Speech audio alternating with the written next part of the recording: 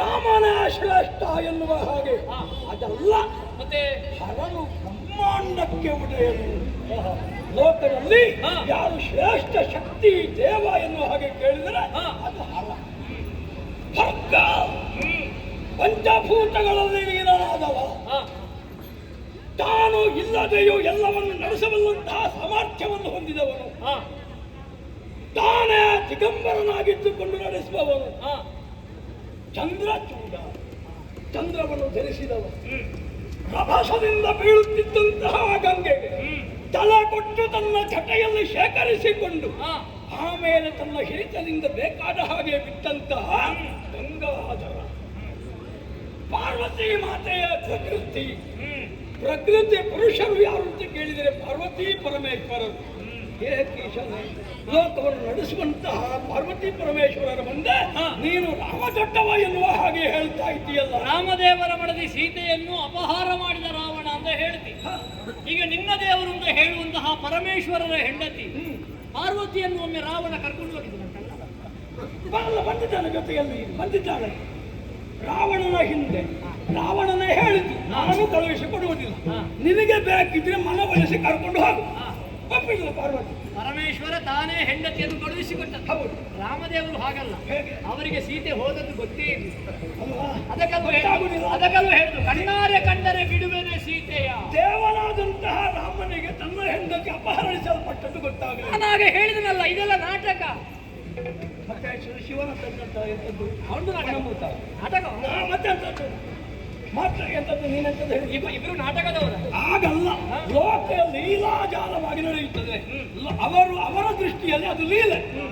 ತಾವೇನನ್ನು ಮಾಡುತ್ತೇವೆ ಅದನ್ನು ಲೀಲೆಯ ಮೂಲಕವಾಗಿ ತೋರಿಸಿಕೊಡುವ. ಆದ ಕಾರಣ ಚಿಕ್ಕುಗಳನ್ನೇ ಅಂಬರವನ್ನಾಗಿ ಹೊಂದಿರುವಂತಹ ದಿಗಂಬರ ಎನ್ನುವಂತಹ ಶಿವನೇ ಶ್ರೇಷ್ಠ. ಓ ಈಶ, ನನ್ನಲ್ಲಿ ಮಾತನಾಡುವುದಕ್ಕೆ ಬರಬೇಡ. ರಾಮನ ವಿಷಯವಾಗಿ ಸಂಪೂರ್ಣವಾಗಿ ಅಧ್ಯಯನವನ್ನು ಮಾಡಿದವ. ಆದ ಕಾರಣ ರಾಮನ ವಿಷಯವಾಗಿ ಬಾಯಿ ಮುಚ್ಚು ನಿನ್ನ ವಚನ. ನೀನು ಪರಮೇಶ್ವರ ಅಂತ ಹೇಳ್ತೀಯಲ್ಲ, ಈಗ ಮೂರು ಮೂರ್ತಿಗಳು ಯಾರೆಲ್ಲ? ಬ್ರಹ್ಮ, ವಿಷ್ಣು ಮಹೇಶ್ವರ. ಆ ಮೂರು ಮೂರ್ತಿಗಳು ತಾನು ಅಂತ ರಾಮದೇವ ತೋರಿಸಿಕೊಂಡಿದ್ದಾರೆ. ಯಜ್ಞ ಸಂರಕ್ಷಣೆ ಆಯ್ತಾ? ಆವಾಗ ಮಿಥಿಲಿಯಿಂದ ಒಂದು ಲಿಖಿತ ಕಾರಂಡಕ ಬಂತು ವಿಶ್ವಾಮಿತ್ರರಿಗೆ, ಸೀತಾ ಸ್ವಯಂವರ. ಅಲ್ಲಿ ವಿಶೇಷವಾದ ತನುವಂತಿದೆ, ನೋಡುವ ಮನಸ್ಸುಂಟು ರಾಮ ಅಂತ ಹೇಳುವಾಗ ನೀವು ಕರ್ಕೊಂಡು ಹೋಗುವುದರಿಂದ ನಾನು ಬರ್ತೇನೆ. ಹಾಗೆ ವಿಶ್ವಾಮಿತ್ರರು ರಾಮಲಕ್ಷ್ಮಣರು ಮಿಥಿಲೆಗೆ ಹೋಗುವಂತಹ ಸಂದರ್ಭ. ಕಾಡಿನ ಮಧ್ಯೆ ಒಂದು ಕಲ್ಲನ್ನು ರಾಮದೇವರು ಮೆಟ್ಟಿದಾಗ ಆ ಕಲ್ಲೇ ಹೆಣ್ಣಾಗಿ ಹೋಯಿತು. ಅವಳು ಯಾರು? ಅಹಲ್ಯೆ. ಗೌತಮರಿಂದ ಶಾಪವನ್ನು ಹೊಂದಿದವಳು. ಶಾಪ ವಿಮೋಚನೆ ಹೇಗೆ? ರಾಮನ ಪದಸ್ಪರ್ಶದಿಂದ ರಾಮ ಹೀಗೆ ವಿಮೋಚನೆ. ಮತ್ತೆ ಅದರಲ್ಲಿ ರಾಮನ ಹೆಚ್ಚುಗಾರಿಕೆ ಅಂತ ಅವರೇ ಹೇಳಿದ್ದಾರಲ್ಲ, ರಾಮನ ಕಾಲು ಸ್ಪರ್ಶದಿಂದ ಪಾವನನಾಗುತ್ತಿದ್ದ. ಈಗ ಪಾದಸ್ಪರ್ಶದಿಂದ ಕಲ್ಲು ಹೆಣ್ಣಾಗಬೇಕು ಅಂತಾದ್ರೆ ಅವರ ಪಾದ ಏನಾಗಬೇಕು? ಅದು ದೇವರ ಪಾದ ಆಗಬೇಕು. ರಾಮ ಹುಟ್ಟುವುದಕ್ಕಿಂತಲೇ ಮೊದಲೇ ಗೌತಮರು ಹೇಳಿದ್ದಾರೆ ಅಂತಾದ್ರೆ ಋಷಿ ಪಂಗಡವೇ ಹೇಳಿದ ಹಾಗಾಯ್ತಲ್ವ ರಾಮದೇವರು ಅಂತ. ಕಲ್ಲಾಗಿ ಬಿದ್ದಂತಹ ಅಹಲ್ಯೆಗೆ ಮರುಜನ್ಮವನ್ನು ಕೊಡುವುದರ ಮೂಲಕ ತಾನು ಬ್ರಹ್ಮನಾಗಿದ್ದಾನೆ ರಾಮ. ಮಿಥಿಲಾ ನಗರಿಗೆ ಹೋಗಿ ಪೂಜೆಗಿಟ್ಟಂತಹ ಸುನಾಭ ಅನ್ನುವಂತಹ ಶಿವಧನುಸನ್ನು ಎತ್ತುವುದರ ಮೂಲಕ ತಾನೇ ಶಿವನಾಗಿದ್ದಾನೆ ರಾಮ. ಸೀತೆಯನ್ನು ವರಿಸಿ ಅಯೋಧ್ಯೆಗೆ ಬರುವಾಗ ಮಾರ್ಗ ಮಧ್ಯದಲ್ಲಿ ಸಿಕ್ಕಿದ ಪರಶುರಾಮರು ಅಲ್ಲಿ ಶಿವಧನುರ್ಭಂಗವನ್ನು ಮಾಡಿದೆ. ಸಾಧ್ಯವಿದ್ದರೆ ವೈಷ್ಣವ ಧನುಸನ್ನು ಹೆದೆಯೇರಿಸು ಎಂಬ ಹಾಗೆ ಹೇಳಿದಾಗ ಅವರ ಕೈಯಲ್ಲಿದ್ದಂತಹ ವೈಷ್ಣವ ಧನುಸನ್ನು ಹೆದೆಯೇರಿಸಿ ತಾನೇ ವಿಷ್ಣು ಅಂತ ತೋರಿಸಿಕೊಟ್ಟಿದ್ದಾರೆ. ಪರಶುರಾಮ ಯಾರು? ವಿಷ್ಣು. ರಾಮ ಯಾರು? ವಿಷ್ಣು. ಯಾರೊಳಗೆ ಕಾಳಗ? ವಿಷ್ಣು ಮತ್ತು ವಿಷ್ಣು. ನೀನು ನಾಟಕ. ಆಗ ಪರಶುರಾಮರು ಹೇಳಿದೇನು? ಲೋಕದಲ್ಲಿ ಇಬ್ಬರು ರಾಮರು ಬೇಡ, ನೀನು ಬರುವಲ್ಲಿಯವರೆಗೆ ಈ ಪರಶುರಾಮ, ಇನ್ನೇನಿದ್ರು ಕೋದಂಡರಾಮ ನೀನು ಮುಂದುವರಿಸು ಅಂತ ಹೇಳಿ ಅವರಿಗೆ ವರವನ್ನು ಕೊಟ್ಟು ಅವರು ತಪಸ್ಸಿಗೆ ಹೋದ್ರು. ತಾನೇ ಬ್ರಹ್ಮನಾಗಿ ವಿಷ್ಣುವಾಗಿ ಮಹೇಶ್ವರನಾಗಿ ಕಾಣಿಸಿಕೊಂಡಿದ್ದಾರಂತಾದ್ರೆ ಅಂತ ರಾಮನ ಬಗ್ಗೆ ನನಗೆ ಯಾಕೆ ಗೊತ್ತಾಗುವುದಿಲ್ಲ? ರಾವಣನ ವಿಷಯವಾಗಿ ಶಿವ ಹೇಳಿದನು, ನನ್ನ ಹೆಂಡತಿ ಒಪ್ಪಿದ್ರೆ ನಿನ್ನೊಂದಿಗೆ ಬರುವುದಕ್ಕೆ ಅಡ್ಡಿ ಇಲ್ಲ. ರಾವಣ ಪಾರ್ವತಿಯ ಬೆಳಗ್ಗೆ ಹೋಗಿ ಬೇಡಿಕೊಂಡ, ಬರುವ ಬಾಜತೆಯಲ್ಲಿ ನೀನು ಮುಂದೆ ಹೋಗು, ಹಿಂತಿರುಗಿ ನೋಡಬೇಡ. ಇದು ಪಾರ್ವತಿ ಆಡಿದಂತಹ ಮಾತು. ಹೌದು. ಇವ ರಾವಣನ 10 ತಲೆ ಉಂಟು, ಬುದ್ಧಿ ಶೂನ್ಯ, ಬುದ್ಧಿ ಮೊದಲೇ ಇಲ್ಲ. ಹೌದು. ಸ್ವಲ್ಪ ದೂರ ಕೆಲವರು ಹಾಗೆ ಹೆಸರು ಮಾತ್ರ ಒಳ್ಳೆದು ಒಳ್ಳೆ ಇಟ್ಟುಕೊಳ್ತಾರೆ, ಬುದ್ಧಿಯ ಸಂತಾನ. ಅವನಿಗೆ ಸಂಶಯ ಬಂತು, ಯಾರಿಗೆ? ರಾವಣನಿಗೆ. ರಾವಣ ಹಿಂದೆ ಮುಟ್ಟ ಇಲ್ಲವಂತ ತಿರುಗಿ ನೋಡಿದ. ಕಂಡದು ಭದ್ರಕಾಳಿ ಅಲ್ವಾ? ಇದು ಶಿವನಿಗೂ ಗೊತ್ತು. ದೇವಿ ಮಹಾತ್ಮೆ ಎನ್ನುವಂತಹ ಪ್ರಕರಣವನ್ನು ಜ್ಞಾಪಿಸಬೇಕಾಗ್ತದೆ ಏನಾಗಿದೆ ಅಂತ. ಇಲ್ಲಿಯೂ ಅವರು ಆದ ಕಾರಣವೇ ಪಾರ್ವತಿಯನ್ನು ಕಳಿಸಿಕೊಡುವುದಕ್ಕೆ ಶಿವನ ಒಪ್ಪಿಲ್ಲ. ಇಲ್ಲಿ ಒಂದು ಬಾಕಿ ಇತ್ತು, ಇಲ್ಲಿಯೂ ಪ್ರಾರಂಭ ಮಾಡಿದ್ಯಾ? ಯಾವುದು ಅಲ್ಲ, ನಿನಗೆ ಗೊತ್ತಾಗಬೇಕಲ್ವಾ ಶಿವ ಪಾರ್ವತಿಯರ ಮಹಿಮೆ ಎಂತದ್ದು ಎನ್ನುವುದನ್ನು. ಆಮೇಲೆ ರಾಮನ ಕೆಲಸ ಮಾಡಿದ್ದಾನೆ, ಅದನ್ನು ಹೇಳುವುದಿಲ್ಲ. ಪರಮೇಶ್ವರನ ಪೂಜೆಯನ್ನು ರಾಮ ಮಾಡಿದ್ದಾನೆ ಅಂತ ನಿನ್ನ ಬಾಯಲ್ಲಿ. ಈಗ ನಾನು ಪರಮೇಶ್ವರ ದೇವರಲ್ಲ ಅಂತ ಹೇಳಿದ ಅಲ್ಲ, ಒಪ್ಪಿಕೊಳ್ಳಬೇಕಲ್ಲ, ರಾಮನೇ ಮಾಡಿದ್ದಾನಲ್ಲ. ಹಾಗಿದ್ರೆ ಪರಮೇಶ್ವರನನ್ನು ನಾನು ದೇವ ಅಂತ ಒಪ್ಪಿಕೊಳ್ತೇನೆ, ನೀನು ಒಪ್ಪಿಕೊಳ್ಳುವುದಿಲ್ಲ ರಾಮನನ್ನು ದೇವರು ಅಂತ. ಅಗತ್ಯ ಇಲ್ಲ. ರಾಮನಿಗಿಂತ ಶಿವಶ್ರೇಷ್ಠ. ಯಾಕೆ ರಾಮನೇ ಶಿವನನ್ನು ಪೂಜೆ ಮಾಡಿದ್ದಾರಲ್ಲ. ಮತ್ತೊಂದು ಕಥೆ ಗೊತ್ತಿದೆ ನನಗೆ. ನಾವು ಸೇತುವಂತನ ನೀನು ಹೇಳಿದೆಯಲ್ಲ, ನಾವು ಕಲ್ಲನ್ನೆಲ್ಲ ಹಾಕುವಾಗ ಸಾಕಾಗಲಿಲ್ಲ, ಒಂದು ದೊಡ್ಡ ದೊಡ್ಡ ಪರ್ವತ ತರಬೇಕು ಅಂತ ಹೋದೆವು. ಹೋಗಿ ಮೊನ್ನೆ ನೋಡುವಾಗ ಒಂದು ದೊಡ್ಡ ಬಿಳಿದಾದ ಪರ್ವತ ಕಂಡಿತು. ಹೋಗಿ ಉದಕ್ಕೆ ಕೈ ಹಾಕಿ ಎದ್ದಿದ್ದೇನೆ ಅಂತ ನಾವು ಮನ ಮಾಡಿದಾಗ ಅಲ್ಲಿಗೆ ಬಂದದ್ದು ನೀನು ದೇವರು ಅಂತ ಹೇಳುವ ಪರಮೇಶ್ವರ. ಅಯ್ಯೋ, ಹೋಗಿ ಕೈಲಾಸ ಪರ್ವತವನ್ನು ಎತ್ತುವುದಕ್ಕೆ ಮನ ಮಾಡ್ತೀರಿ, ನನಗೆ ಮನೆ ಇಲ್ಲ ಅಂತ ಮಾಡ್ತೀರಿ, ಶಿವರಾಮರಲ್ಲಿ ಭೇದವನ್ನು ಕಲ್ಪಿಸಬೇಡಿ ಅಂತ ಹೇಳಿ ತಾನೇ ರಾಮನಾಗಿ ತೋರಿಸಿಕೊಡಿಕೆ ನಿಮ್ಮನ್ನು ಮಂಗಗಳು ಹೋಗಿ ಕೈಲಾಸಕ್ಕೆ ಎತ್ತುವುದಕ್ಕೆ ಪ್ರಯತ್ನ ಪಡ್ತೀವಿ. ನಮಗೆ ರಾಮದೇವರ ಮುಂದೆ ಯಾವ ಕೈಲಾಸವೂ ಲೆಕ್ಕಲ್ಲ. ನಮಗೆ ಆಗಬೇಕಾದ ಸೇತು ಬಂದನು. ಆವಾಗ ಪರ್ವತವನ್ನು ಎತ್ತುವುದಕ್ಕೆ ಹೋಗುವಾಗ ನಿನ್ನ ದೇವರು ಬಂದ್ರಲ್ಲ, ಯಾರು ಬರ್ಗರು. ಹೌದು ಅಲ್ಲ, ಸಣ್ಣ ಸಣ್ಣ ಮಕ್ಕಳೆಲ್ಲ ಬರ್ಗರು ಬರುವಾಗ ಹೇಳಿದ್ರು, ಅಕ್ಕ ಬರ್ಗರು ಬಂದದ್ದು ಅಷ್ಟು. ಅದು ಮಾತ್ರ ಹೇಳಿದ್ರು, ಸತ್ಯಂ ಶಿವಂ ಸುಂದರಂ. ಹೌದು, ಅದನ್ನು ಹೇಳು. ಪರಮೇಶ್ವರನೇ ತಾನು ರಾಮನಾಗಿ ತೋರಿಸಿಕೊಟ್ಟಿದ್ದಾನೆ. ರಾಮದೇವರೇ ಪರಮೇಶ್ವರನ ಪೂಜೆ ಮಾಡ್ತಾನೆ. ಅದರ ಅರ್ಥ ಏನು? ಹರಿಹರರಲ್ಲಿ ಭೇದ ಇಲ್ಲ, ಅವರೇ ಒಪ್ಪಿದ್ದಾರೆ, ನಿನಗೆ ಒಪ್ಪಿಕೊಂಡಿದ್ದಾರೆ. ರಾಮನಿಗಿಂತ ಶಿವನೇ ಶ್ರೇಷ್ಠ ಮುಚ್ಚುವದ. ಹೌದಾ? ಹಾಗಿದ್ರೆ ನೀನು ಒಪ್ಪಿಕೊಳ್ಳುವುದಿಲ್ಲ. ನನ್ನ ದೇವರು ನನಗೆ, ನಿನ್ನ ದೇವರು ನಿನಗೆ. ನಾ ಬಂದದ್ದೇ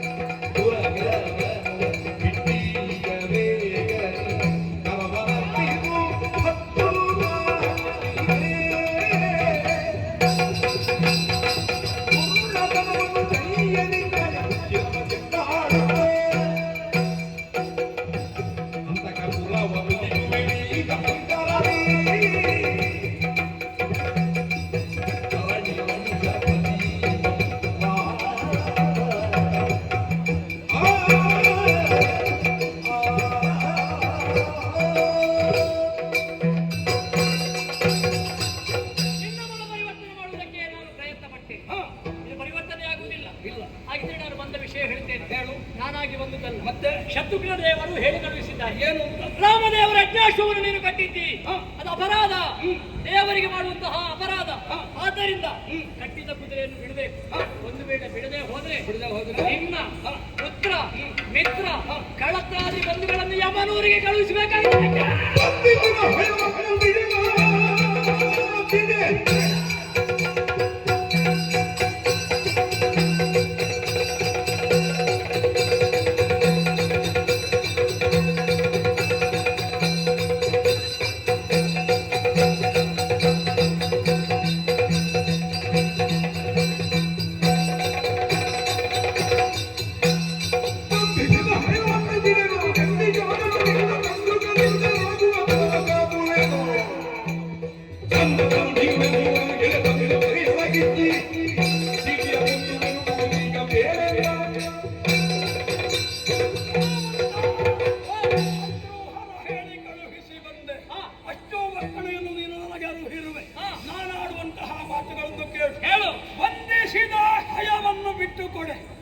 ಕಟ್ಟಿದ್ದು ಕಪ್ಪವನ್ನು ಇಯುವುದಕ್ಕಾಗಿ ಅಲ್ಲ, ರಾಮನ ಶತ್ರುಘ್ನನ ಕಾಲಿಗೆ ಬೀಳುವುದಕ್ಕಾಗಿ ಅಲ್ಲ. ಹೇಳಿದೆಯಲ್ಲ, ಕಲಿಗಳಿಗೆ ಕಾಲಾಂತಕ ಎನ್ನುವುದನ್ನು, ವೀರಮಣಿ ಕಾಲಾಂತಕ ಎನ್ನುವುದನ್ನು ತೋರಿಸಿಕೊಡ್ತೇವೆ. ಅಲ್ಲ, ನಮ್ಮ ದೇವರಾದಂತಹ ಶಂಕರನ ಮಹಿಮೆಯೇ ಎನ್ನುವುದನ್ನು ನಿಮ್ಮ ಬೆಳಗಕ್ಕೆ ಪರಿಚಯಿಸ್ತೇನೆ. ಹೋಗಿ ಹೇಳು, ಕುದುರೆಯನ್ನು ಬಿಟ್ಟು ಕೊಡು.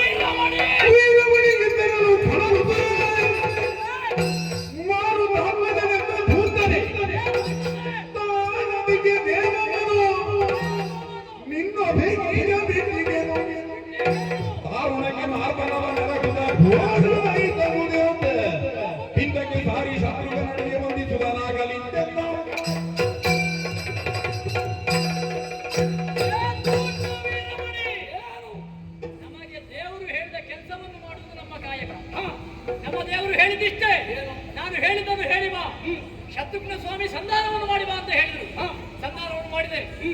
ಒಂದೊಮ್ಮೆಗೆ ಸಂಧಾನವನ್ನು ಮುರಿದು ವೀರಮಣಿಯ ತಲೆ ಕಡಿಯುವ ಹನುಮಂತ ಎಂಬ ಹಾಗೆ ನಮಗೆ ನೇಮಕ ಕೊಟ್ಟು ಕಳುಹಿಸ್ತಿದ್ರೆ ಎಲ್ಲರ ಮುಂದೆ ಚೆಂಡಾಡ್ತಿತ್ತು. ಈಗ ಹೋಗ್ತೇನೆ, ಶತ್ರುಘ್ನ ದೇವರನ್ನು ಕರ್ಕೊಂಡು ಬರ್ತೇನೆ. ನಿನಗೆ ಸರಿಯಾಗಿ ಮತ್ತು ಅರಿಯದೆ ಹೋದ್ರೆ ನಾನು ಹನುಮಂತನಲ್ಲ, ಪ್ರಪಂಚಕರಲ್ಲ, ಹನುಮಂತನಲ್ಲ.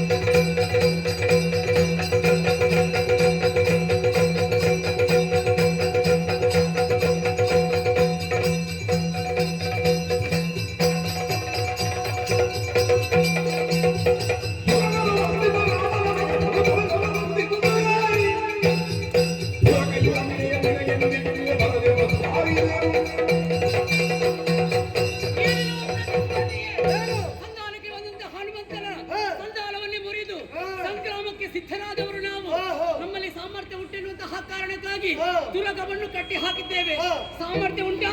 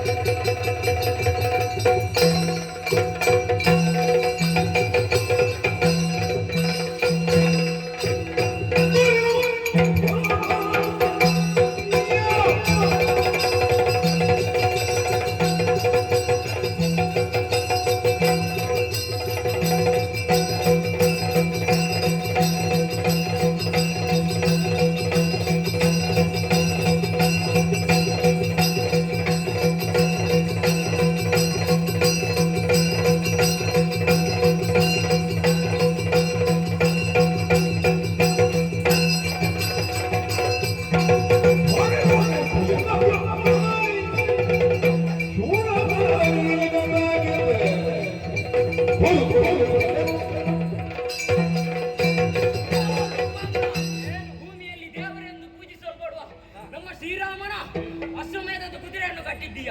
ಕಟ್ಟಿದ ಕುದುರೆಯನ್ನು ಬಿಟ್ಟು ಕಪ್ಪ ಕಾಣಿಕೆಯನ್ನು ಒಪ್ಪಿಸಿ ಶರಣಾದರೆ ಲೇಸು, ಇಲ್ಲದ್ರೆ ತಲೆದೆಗೆ.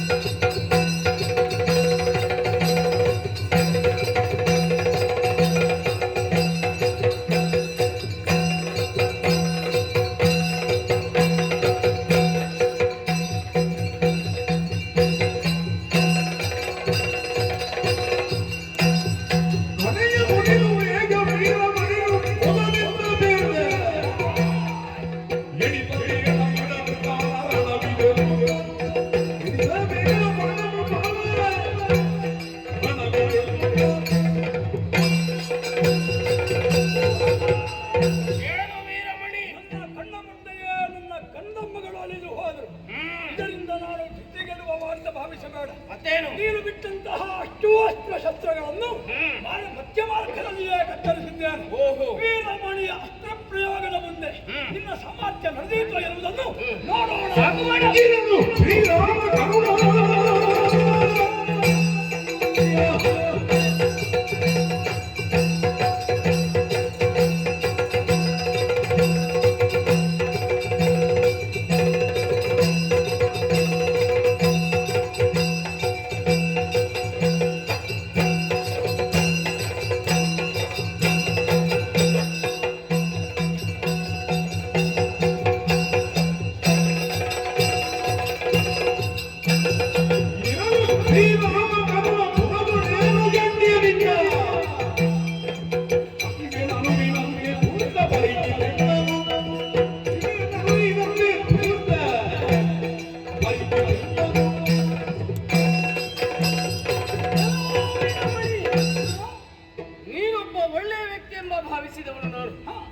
ಅದಕ್ಕೆ ಬೇಕಾಗಿ ಸಂಧಾನಕ್ಕೆ ಹನುಮಂತನನ್ನು ಕಳಿಸಿಕೊಟ್ಟೆ. ಸಂಧಾನವನ್ನೇ ಮುರಿಯಿತು. ಯುದ್ಧವೇ ಬದ್ಧ ಅಂತ ಹೇಳಿದ್ಯಲ್ವಾ? ಕಪ್ಪವನ್ನು ಕೊಡುವುದಕ್ಕಾಗಿ ಕುದುರೆಯನ್ನು ಕಟ್ಟಿದ್ದಲ್ಲ, ಯುದ್ಧ ಮಾಡುವುದಕ್ಕೆ. ನಿನ್ನ ಆಡಂಬರದ ಮಾತನ್ನು ಕೇಳಿ ರಣಹೇಡಿಗಳ ಹಾಗೆ ಹಿಂದೆ ಹೋಗುವವರು ನಾವಲ್ಲಂತ ಭಾವಿಸಬೇಡ. ಇದಕ್ಕಿಂತ ಮೊದಲು ಎಲ್ಲೆಲ್ಲಿಗೆ ನಾವೆಲ್ಲ ಹೋಗಿದ್ದೇವೆ. ಹೋದ ಸಂದರ್ಭದಲ್ಲಿ ಶ್ರೀರಾಮನ ಅನುಗ್ರಹದಿಂದ ಎಲ್ಲಾ ರಾಜರನ್ನು ಸೋಲಿಸಿ ಕಪ್ಪ ಕಾಣಿಕೆಯನ್ನು ಸಂಗ್ರಹ ಮಾಡಿದ್ದೇವೆ. ಶ್ರೀರಾಮನ ಅನುಗ್ರಹ ನಮ್ಮ ಮೇಲಿರುವಾಗ ನಾವು ಯಾರಿಗೂ ಭಯಗೊಳ್ಳಬೇಕಾದ ಅವಶ್ಯಕತೆ ಇಲ್ಲ. ಒಂದೋ ಕಪ್ಪ ಕಾಣಿಕೆ ಒಪ್ಪಿಸು, ಇಲ್ಲದೆ ಇದ್ದರೆ ತಲೆ ಉಳಿದವರ ಹಾಗಲ್ಲ, ನೋಡೋಣ.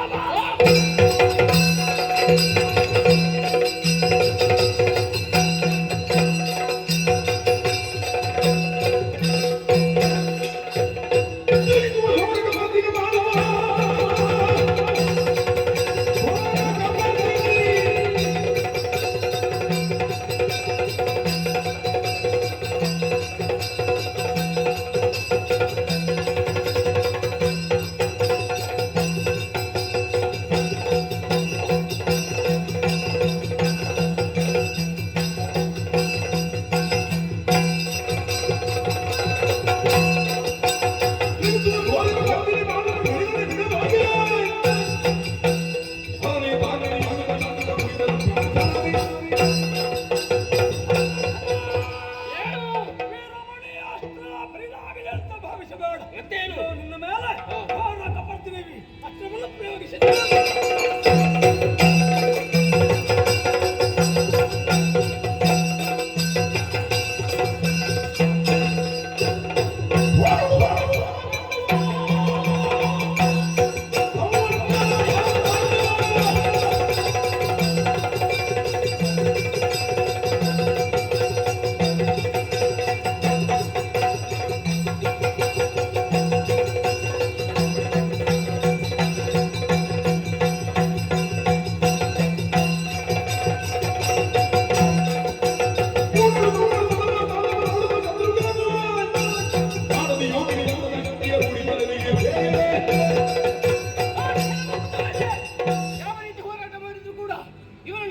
ಸಾಧ್ಯವಾಗ್ತಾ ಇದೆ. ತಡ ಮಾಡುವುದಲ್ಲ, ಯೋಗಿನಿ ದತ್ತವಾದ ಶರವನ್ನು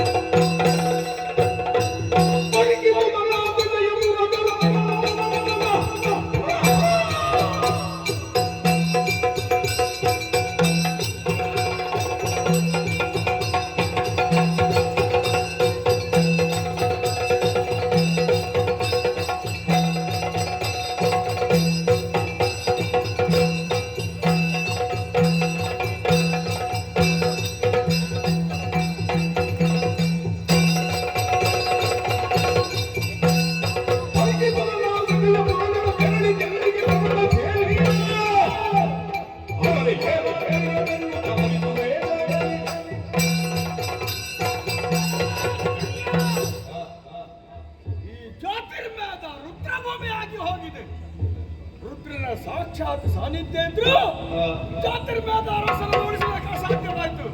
ಶತ್ರುಗಳಿಗೆ ಸರಿಯಾದ ಪ್ರತಿಕಾರ ಆಗಬೇಕು.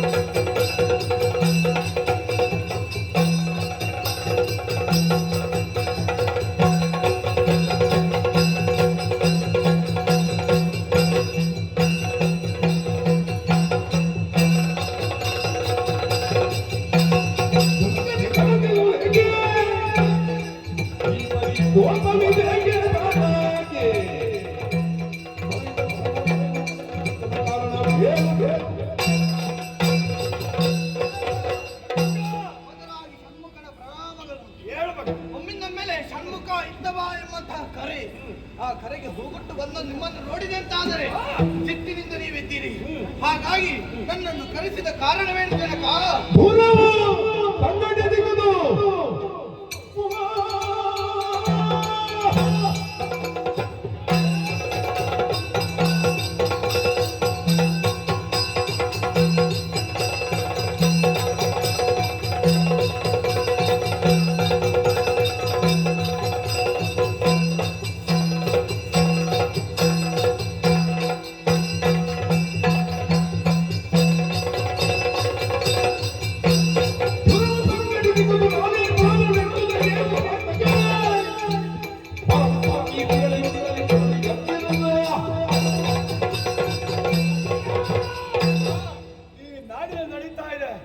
ಪರಿಣಾಮವಾಗಿ ನಾಡಿನ ಅರಸ ಸ್ವರ್ಗಸ್ಥರಾಗಿದ್ದಾನೆ. ಅದಕ್ಕೆಲ್ಲ ಕಾರಣೀಭೂತ ಶತ್ರುಹರ. ಅಂತಹ ಶತ್ರುಹರವನ್ನು ಕೊಲ್ಲಬೇಕು, ಅಧಿಕಾರ ತಿಳಿಸಬೇಕು. ಅದಕ್ಕಾಗಿ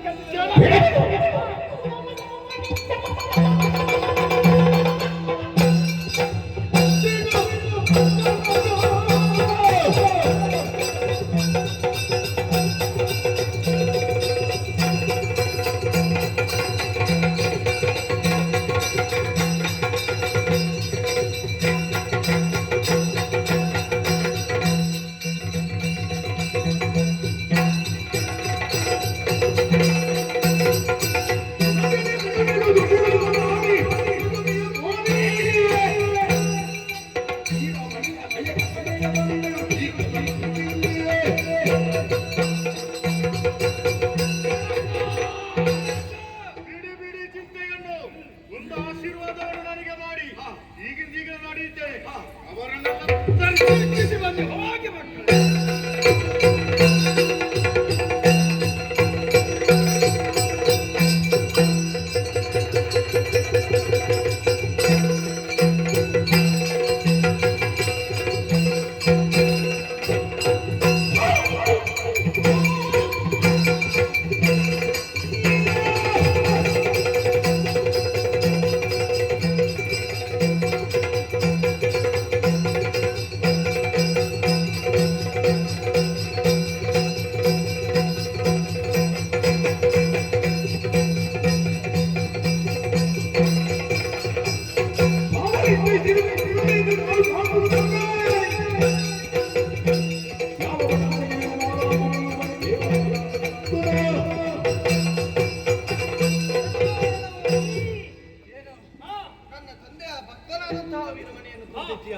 ಇದು ನಮ್ಮವರನ್ನು ಸೋಲಿಸುತ್ತಾ ಮುಂದುವರಿದಿದ್ದೆಯಲ್ಲ. ನಿನ್ನ ಮತವನ್ನು ಇಳಿಸುವುದಕ್ಕೆ ಬಂದವ ನಾಳೆ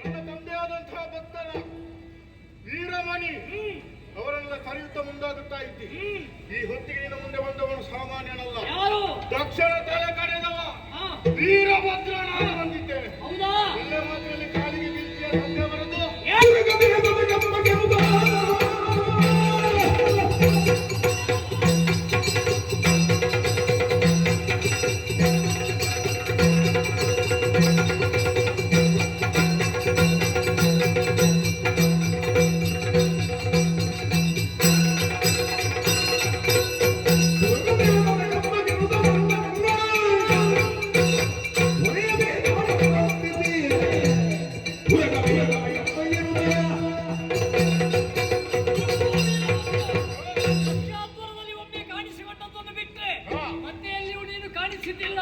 ಹನುಮಂತನ ಮುಂದೆ ನಿನ್ನ ಪರಾಕ್ರಮ ತೋರಿಸ್ತೀಯಾ?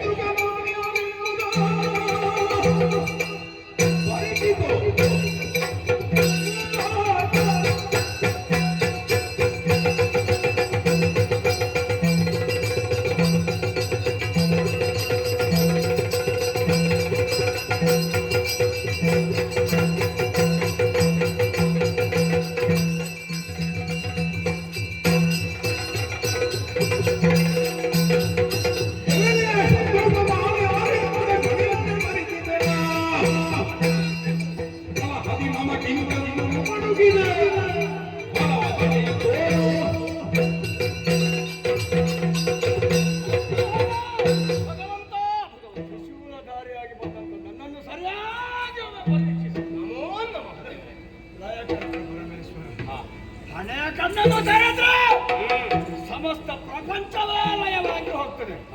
ಅಂತಹ ನನ್ನನ್ನು ಮತ್ತಷ್ಟು ಉಗ್ರವಾಗುವ ಹಾಗೆ ಈ ಊರಲ್ಲಿ ನೀನು ಮಾಡಿದ್ಯಲ್ಲ, ಅದು ನನ್ನ ಬಗ್ಗೆ ನನಗೆ ಬೇಸರಾಗುವುದು.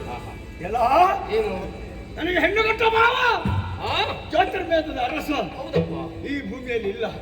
ಅವನ ಸಾವಿಗೆ ನೀನು ಕಾರಣ.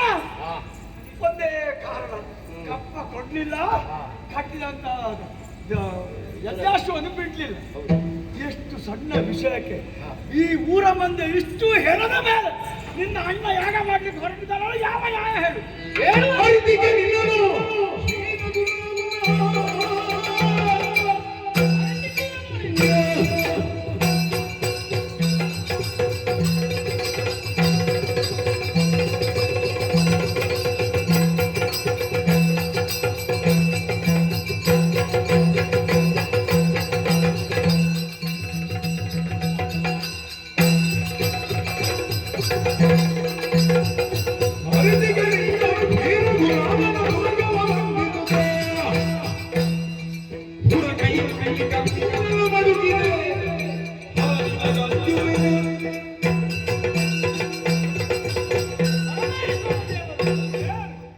ಮತ್ತೊಮ್ಮೆ ನಮಸ್ಕರಿಸಿದ್ದೇನೆ. ಅನುಗ್ರಹ ಇಲ್ಲ. ಅಲ್ಲ, ನಿಮ್ಮ ಮೇಲೆ ಗೌರವ ನಮಗೆ ಉಂಟು. ಆದ್ರೆ ನೀವು ಬರುವಾಗ ತಗಾಯ್ತಲ್ಲ, ಎಲ್ಲ ಮುಗಿದ ಮೇಲೆ ಬರುತ್ತದೆ ಅವರೇ. ನನ್ನನ್ನು ಕರ್ತದೆ ಈಗ ಅಲ್ಲ, ನೀವು ಬೇಗ ಬರ್ತಿದ್ರೆ ಇದೊಂದು ಮುಗೀತಿತ್ತು. ಪ್ರಸಂಗ ಆಗ್ಲೇ ಮುಗಿದಿತ್ತು. ಹೌದು. ಹೇಗೆ ಆ ಕುದುರೆ ಒಟ್ಟಿಗೆ ನೀನು ಬಂದಿದ್ದೆಲ್ಲ ಹೌದು. ನಿನ್ನ ಲಯವಾಗಿ ಪ್ರಸಂಗ ಮುಗಿಯುತ್ತಿತ್ತು. ಭಗವಂತ ಎಲ್ಲವನ್ನು ಕುಳಿತಲ್ಲಿಂದಲೇ ತಿಳ್ಕೊಳ್ಳುವಂತ ಶಕ್ತಿ ಸಾಮರ್ಥ್ಯ ನಿಮಗೆ ಇದೆ. ಜ್ಯೋತಿರ್ಮಯದಲ್ಲಿ ನೆಲೆಯಾಗಿದ್ದೀರಿ. ಈಗ ನಿಮಗೆ ಗೊತ್ತಾಗ್ಲಿಲ್ವೋ? ಗೊತ್ತಾಗಿದೆ. ಶ್ರೀರಾಮನು ಪೂಜಿಸಿಬಿಟ್ಟಂತಹ ದುರ್ಗವನ್ನು ನನ್ನ ಮಾವ ಕಟ್ಟಿದ್ದಾರೆ, ಅವ್ರು ಮಾಡಿದ್ದು ತಪ್ಪು ಅನ್ನುವ ಹಾಗೆ ನಿಮಗೆ ಕೂಡ ಹೇಳಬಹುದಿತ್ತಲ್ವ? ಆಗುದಿಲ್ಲ. ಹಾಗಂತ ಒಮ್ಮೆ ನಾವು ಯುದ್ಧ ಮಾಡಲಿಲ್ಲ. ಸಂಧಾನಕ್ಕೆ ಬೇಕಾಗಿ ಹನುಮಂತನನ್ನು ಕಳಿಸಿಕೊಟ್ಟಿದ್ದೇನೆ.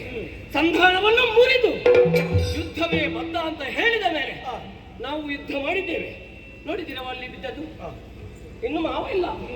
ಆದ್ದರಿಂದಲೇ ಇದನ್ನು ಕೇಳುವುದಕ್ಕೆ ಬರಬೇಡಿ. ಅಲ್ಲಿ ಸಂಧಾನಕ್ಕೆ ಅವರನ್ನು ಕಾಣಿಸುವ ಬದಲು ನೀನು ನೇರವಾಗಿ ಇಲ್ಲಿ ನಾನಿದ್ದೇನೆ ಎಂದು ತಿಳಿದು ನೀನೇ ಸಂಧಾನಕ್ಕೆ ಬರ್ತಿದ್ರೆ ಇಷ್ಟೆಲ್ಲ ಗಂಡಲ ಕಟ್ಟಿದ್ದು ವೀರಮಣಿ ಅಲ್ವಾ? ವೀರಮಣಿಯಲ್ಲೇ ಮಾತಾಡಬೇಕಂತ ಕಳಿಸಿಕೊಟ್ಟದ್ದು. ಈಗ ಅವರನ್ನು ಕಳಿಸಿದ ಮೇಲೆ ಈಗ ನಾನಾದ್ರೂ ಬರ್ತೇನೆ. ಅದು ಮತ್ತೆ ಗೊತ್ತಿರ್ತದಲ್ಲ ನಿಮಗೆ.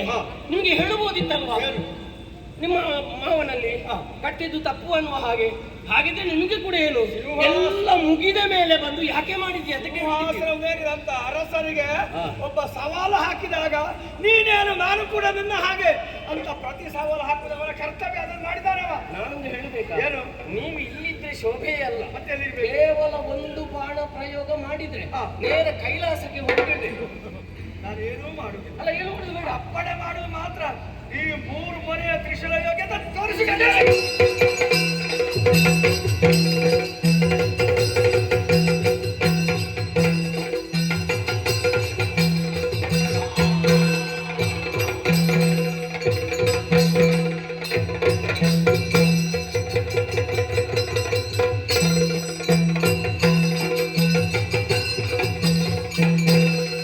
You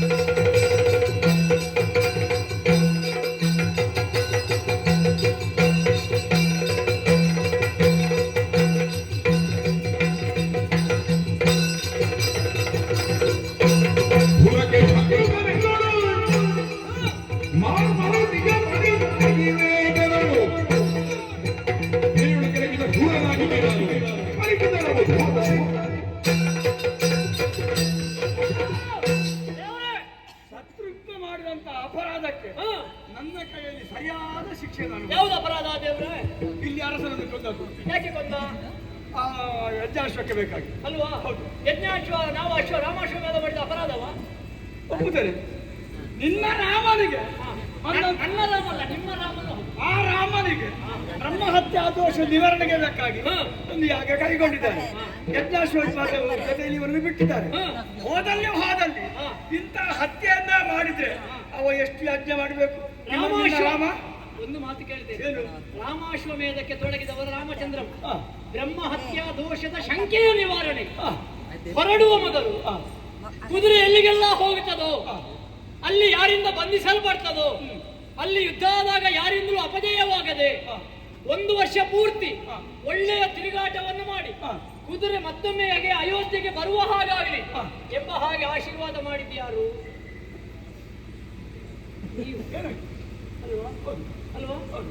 ಆಶೀರ್ವಾದ ಮಾಡಿದ ಒಂದು ವ್ಯಕ್ತಿ ಅಸ್ತಿತ್ವ ಒಂದು ಸ್ಥಳದಿರುವ ಅಲ್ಲಿಗೆ ಹೋಗಿ ನಮಸ್ಕಾರ ಮಾಡಿ ತಪ್ಪನ್ನು ಒಪ್ಪಿ ನಾವು ಮುಂದೆ ಹೋಗ್ತೇವೆ ಅಂತ ಯಾಕೆ ಆಶೀರ್ವಾದ ಬೇಡಲಿಕ್ಕೆ ಬರಲಿಲ್ಲ? ಇಲ್ಲಿಗೆ ನಾನು ಹೇಳ್ಬೇಕಾ? ಈ ಪ್ರಸಂಗಕ್ಕೆ ನೀವು ಬೇಕು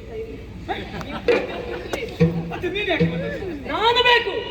ದೇವರು ಈ ಪ್ರಸಂಗಕ್ಕೆ ನಾನು ಬೇಡ, ನೀನು ಬೇಡ, ಅವರು ಉಭಯ ಮಾತ್ರ ಸಾಕಾಗುದಿಲ್ಲ. ಮತ್ತೆ ಈ ಯಾಕೆ ಬೇಡ ಅಂತ ಹೇಳಿದ್ರು? ಇದು ದೇವರು ಬರುವ ಪ್ರಸಂಗ ಅಲ್ಲ. ಮತ್ತೆ ಮಂಗ ಬರುವ ಪ್ರಸಂಗ ಉಂಟು.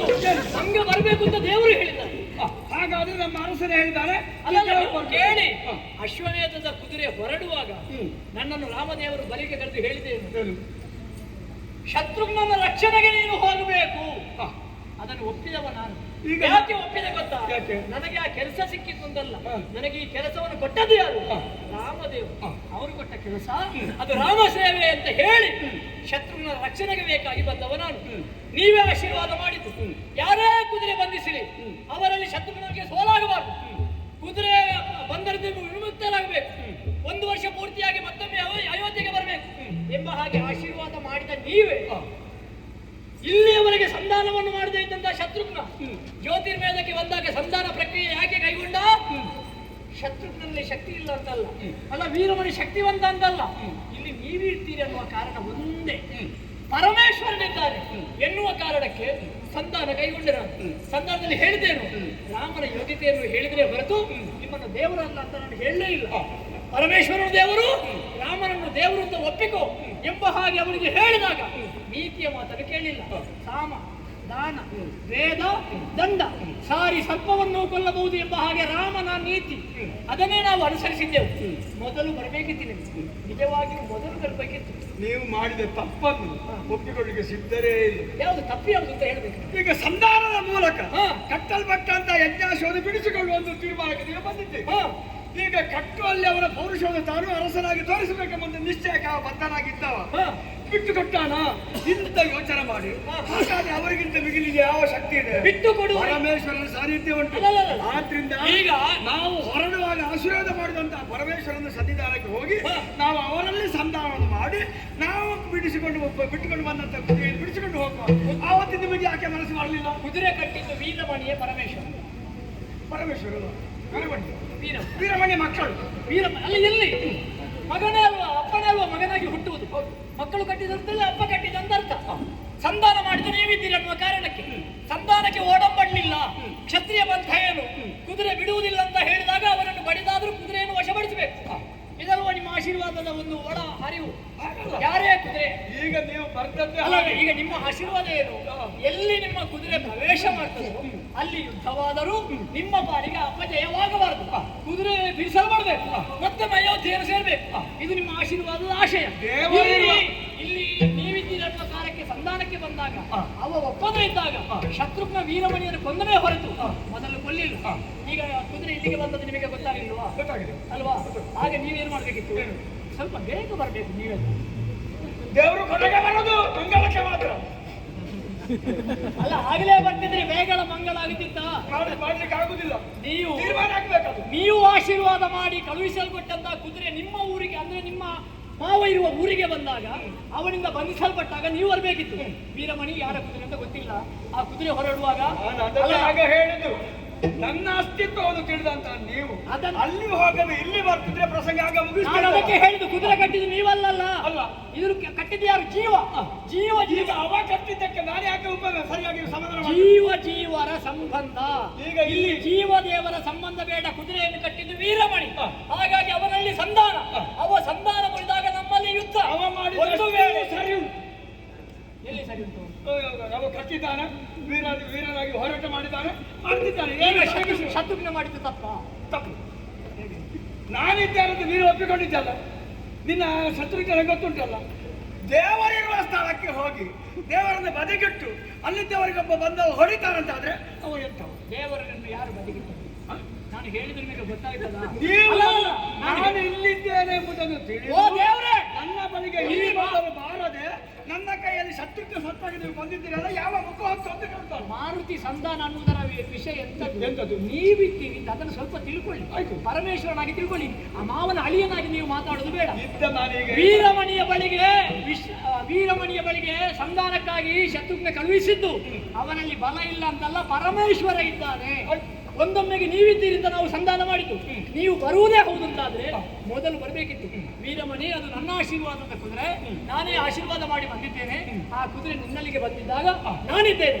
ಹಾಗಾಗಿ ಕಟ್ಟಿದ್ದು ನೀನು ಕಟ್ಟಿದ್ದು ಕ್ಷತ್ರಿಯ ಧರ್ಮಕ್ಕೆ, ಈಗ ಬಿಟ್ಟುಕೊಳ್ಳು ಎಂಬ ಹಾಗೆ ನೀವು ಮೊದಲು ಬಂದು ಹೇಳ್ತಿದ್ರೆ ಯುದ್ಧ ಆಗುತ್ತಿರ್ಲಿಲ್ಲ. ಇದು ಎಲ್ಲಾ ಮುಗಿದ ಮೇಲೆ, ಎಲ್ಲಾ ಪಕ್ಷದವರು ಸತ್ತ ಮೇಲೆ ಕೊನೆಗೆ ನೀವು ಬಂದು ಎಂತಂತಿದ್ರು? ನೀವು ನಮ್ಮ ಅರಸರನ್ನು ಮುಗಿಸಿದ್ದು ಅಲ್ವಾ? ಯಾರು ಕೊಂದದ್ಯಾರು ನನ್ನ ಅರಸರನ್ನು? ನಿಮ್ಮ ಅರಸ. ನೀವು ನಾಡಿನ ಅರಸ ನನ್ನ ಮಾಡಲು ಕೊಂದದ್ಯಾರು? ಈಗ ನೀವು ಪರಮೇಶ್ವರ ಅಲ್ವಾ? ಈ ನಾಡಿನ ಅರಸರನ್ನು ಅಲ್ಲ, ಈಗ ನೀವು ದೇವರಾಗಿ ಮಾತಾಡುದ, ಅಳಿಯನಾಗಿ ಮಾತಾಡುದ? ಈ ರಾಜ್ಯದ ಅರಸನ ಅಳಿಯನಾಗಿ. ಹಾಗಿದ್ರೆ ಪರಮೇಶ್ವರನಾಗಿ ಬಂದದ್ದಲ್ಲ. ಈಗ ಅಳಿಯನಾಗಿ ಬಂದ. ಅಳಿಯನಾಗಿ ಬಂದ್ರೆ ನಾವು ಮಾತಾಡ್ಲಿಕ್ಕಿಲ್ಲ, ಹೊಡಿ. ಆಗುದಿಲ್ಲ, ಇಲ್ಲಿ ಕೇಳು. ಈಗ ಪ್ರಥಮವಾಗಿ ನಾವು ಇಷ್ಟು ಮಾತಾಡಿದ್ರೆ ನೀವು ದೇವರು ಸದಾಶಿವ ಅಂತ ಹೇಳುದು. ಆಯ್ತಪ್ಪ. ನೀವು ಸದಾಶಿವ ಅಲ್ಲ ಅಂತ ಹೇಳ್ತಿರೋ? ನಾನು ರುದ್ರನೂ ಹೌದು, ಸದಾಶಿವನೂ ಹೌದು. ಸದಾಶಿವ ಈಗ ಹೌದು. ನಿನ್ನ ಮುಂದೆ ಸದಾಶಿವ ಹೌದು ಅಂತಾದ್ರೆ ಮಾತುಂಟು. ನಿನ್ನ ಮುಂದೆ ನೀನು ರುದ್ರ ಹೌದು ಅಂತಾದ್ರೆ ನಮ್ಮದು ಪೆಟ್ಟು. ಇನ್ನ ಮುಂದೆ ಸದಾಶಿವನಾಗಿ ಈಗ ಮಾತಾಡು. ಅಳಿಯನಾಗಿ ಮಾತಾಡ್ಬೇಕು ಅಲ್ವಾ? ಆಶೀರ್ವಾದ ಮಾಡಿದ ಸದಾಶಿವನಾಗಿ ಮಾತಾಡಿ. ಇದು ರಾಮಾಶ್ವಮೇಧ ಧರ್ಮಕೃತ ಹೌದಾ? ಈ ಮಣ್ಣಿನಲ್ಲಿ ಅಲ್ಲ, ಅದೊಂದು ಉತ್ತರ ಈ ಕೊಡಿ. ಮಣ್ಣಿನಲ್ಲಿ ನಾನು ಇರುತ್ತಾ ಈ ಮೊದಲು ಬಾರದೆ ಈಗ ಯಾಕೆ ಬಂದದ್ದು ಅಂತ. ಯಾರು ಬಂದದ್ದು ನಿಮ್ಮ ಬಳಿಗೆ? ಅಲ್ಲ, ಯಾರು ಬಾರದೆ ನಾನೇ ಯಾಕೆ ಈಗ ಇಳಿದು ಬಂದೆ? ಅದೇ ಕೇಳು, ನೀವು ಯಾಕೆ ಬಂದದ್ದು? ದೇವರು ಬರುವ ಪ್ರಸಂಗ ಅಲ್ಲ ಇದು. ಈ ನಾಡಿನ ಅರಸ ಯಾವಾಗ ಸತ್ತನೋ, ಈ ನಾಡಿನ ರಕ್ಷಣೆಗಾಗಿಯೇ ಇರುವಂತಹ ನಾನು ನಿನ್ನ ಅರಸರನ್ನು ಕೊಂದಲಿಗೆ ಪ್ರಸಂಗ ಮುಗಿದದ್ದು. ಈಗ ನೀವು ರಕ್ಷಣೆಗೆ ಇರುವುದೇ ಹೌದು ಅಂತಾದ್ರೆ ನಿಮ್ಮ ರಕ್ಷಣೆಯಲ್ಲಿ ಅರಸ ಸತ್ತ ಮೇಲೆಯೇ ಸಾಯುವುದಕ್ಕೆ ಮೊದಲ ಆಗಬೇಕಿತ್ತು. ಅಲ್ಲ, ಎಲ್ಲಿ ಆಗಬೇಕು. ಈಗ ರಕ್ಷಕ ಎಲ್ಲಿ? ವೀರಮಣಿ ಸತ್ತ ಮೇಲೆಯೋ ಅಲ್ಲ ಸಾಯುವುದಕ್ಕಿಂತ ಮೊದಲ? ನಾನು ಪೂರ್ಣ ವಿರಾಮ ಮಾಡಿದ್ದು ಶತ್ರುಘ್ನನ್ನು ಕೊಂದಲ್ಲಿ. ಅಲ್ಲ, ಈಗ ನೀವು ಪುರದ ರಕ್ಷಣೆ ಅಂತ ಹೇಳ್ತೀರಿ. ಪುರದ ರಕ್ಷಣೆ ಅಂತ ಹೇಳಿದ್ರೆ ಪುರದ ಅರಸನ ರಕ್ಷಣೆ. ಯಾವಾಗ ರಕ್ಷಣೆ? ಅವ ಸತ್ತ ಮೇಲೆಯೇ ಸಾಯುವುದಕ್ಕಿಂತ ಮೊದಲ? ಕುದುರೆಯ ರಕ್ಷಕ ಇಲ್ಲ ಅಂತ ಆದ ಮೇಲೆ ತೀರ್ಮಾನ ನೀನು ಮಾಡು. ಅಲ್ಲ, ಈಗ ವೀರಮಣಿಯ ರಕ್ಷಕ ಅಂತ ನೀವು ಹೇಳುವುದಲ್ವಾ? ಅವ ಸತ್ತ ಮೇಲೆ ಬರುವುದಲ್ಲ, ಅವನನ್ನು ಸಾಯದ ಹಾಗೆ ಮಾಡುವುದ? ಯಾವುದು ನಿಮ್ಮ ಕೆಲಸ? ಈಗ ಸತ್ತ ಬಳಿಕ ಆದ್ರೂ ಬಂದಿದ್ದಾರಲ್ಲ, ಮೊದಲು ಯಾಕೆ ಬರಲಿಲ್ಲ? ಅಗತ್ಯದಲ್ಲಿ ಬೀಳಿಲ್ಲ. ಈಗೇನು ಅಗತ್ಯ? ನೀವು ನನ್ನನ್ನು ತಿಳಿದು ಎಲ್ಲರೂ ಒಟ್ಟಾಗಿ ಬಂದು ಅಲ್ಲಿ ವ್ಯವಹಾರ ಮುಕ್ತಾಯ ಮಾಡಬೇಕಿತ್ತು. ಹಾಗೆ ಮಾಡದೆ ನಾನು ಅಂತ ತೋರಿಸಿದ್ದೀರಲ್ಲ. ಅಲ್ಲ, ನಾವೇ ಬರ್ಬೇಕು. ನಾನೇ ಅದನ್ನು ತೋರಿಸ್ಬೇಕು. ನಾವೇ ಬರ್ಬೇಕು ಅಂತ ಇಲ್ಲ. ಈಗ ವೀರಮಣಿಗೆ ರಾಮ ಯಾರು ಅಂತ ಗೊತ್ತಿಲ್ಲ. ನಿಮಗೆ ಗೊತ್ತಿಲ್ವಾ? ಇಲ್ವಾ? ರಾಮನು ನಾನೇ ಅಲ್ವಾ? ನೀವಲ್ವ ಹೇಳಿದ್ದು? ಅವತ್ತು ನನಗಲ್ವ ನೀವು ರಾಮನು ಅಂತ ಹೇಳಿದ್ದು? ಈಗ ವೀರಮಣಿಗೆ ಅಲ್ಲಿಗೆ ಅದು ಸರಿ, ಇಲ್ಲಿಗೆ ಇದು ಸರಿ. ಎಲ್ಲಿಗೆ ಸರಿ? ಇದು ಈಗ ವೀರಮಣಿ ಅಷ್ಟು ಹೇಳಿದ್ನಲ್ಲ, ಇನ್ನ ರಾಮ ಅವ ಹೀಗೆ ಹಾಗೆ ಅಂತ. ಹೌದು, ಹಾಗೆ ಬಂದವನಿಗೆ ಹೇಳ್ಬೋದಿಲ್ಲ. ಹೇಳುವುದಿಲ್ಲ. ಅದು ಅವರವರ ಮನೋಧರ್ಮ ಅಲ್ಲ. ಹಾಗಿದ್ರೆ ನೀವು ಸದಾಶಿವ. ಈಗ ನೀನು ಹೊಡೆದಕ್ಕೆ ಬಂದಿದ್ದಲ್ಲ, ನಿನ್ನ ಮನೋಧರ್ಮ ಬಂದದ್ದು ಹೌದಾ? ಸದಾಶಿವ ಅಲ್ಲ. ಈಗ ರುದ್ರ ನಾನು ರುದ್ರನಿಗೆ ಕಾಣೆ.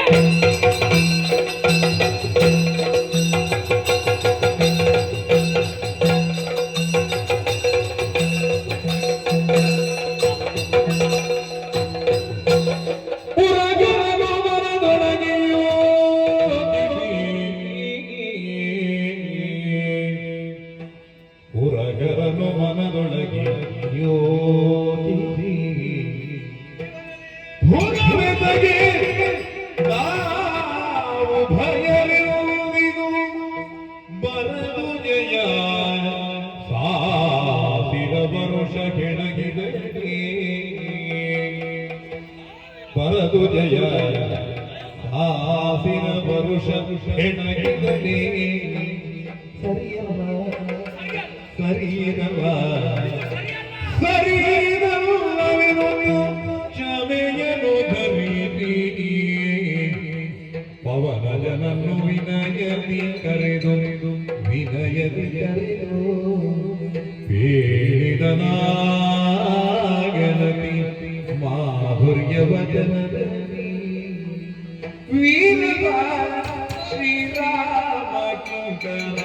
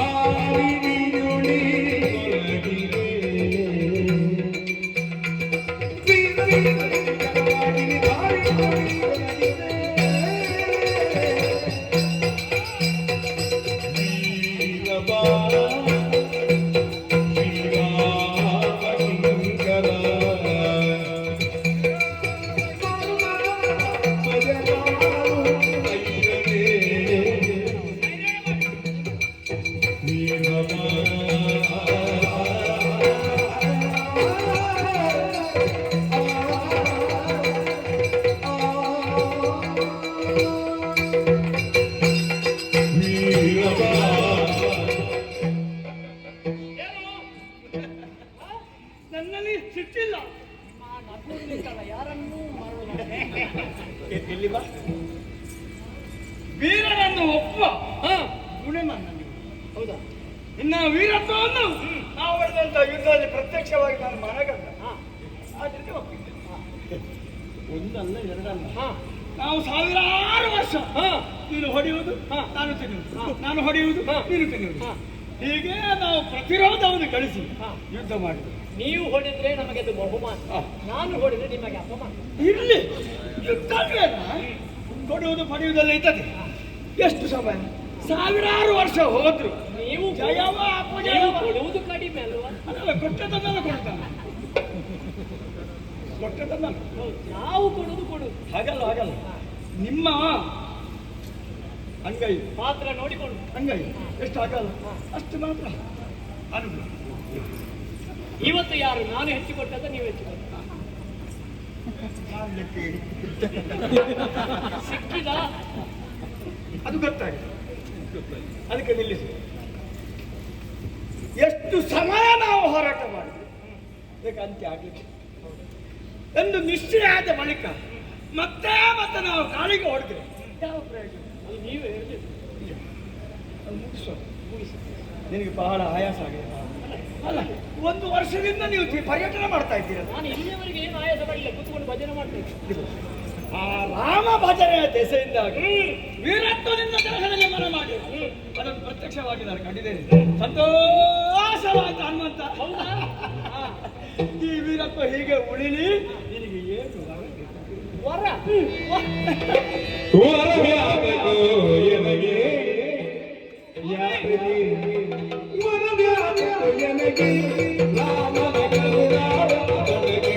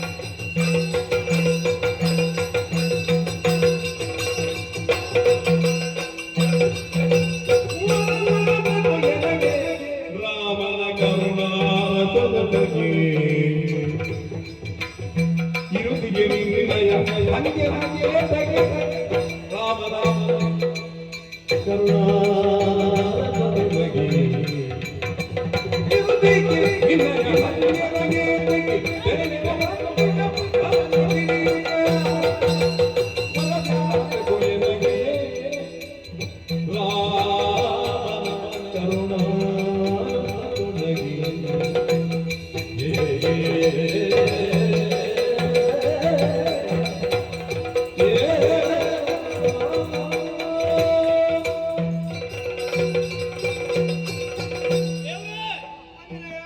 ನನ್ನ ಪರಾಕ್ರಮ ಮೆಚ್ಚಿ ನೀವು ವರ ಕೊಡ್ತೀರಾ? ವರ ವ್ಯಾತಕೋ ಎನಗೆ? ನಿಮ್ಮ ವರ ನನಗೆ ಯಾಕೆ ಹೇಳಿ? ಮತ್ತೆ ಹಾಗಂತ ಬೇಡ ಅಂತ ಹೇಳಲಿಕ್ಕಿಲ್ಲ. ಈ ಮೊದಲೇ ನೀವು ವರ ಕೊಟ್ಟಿದ್ದೀರಿ.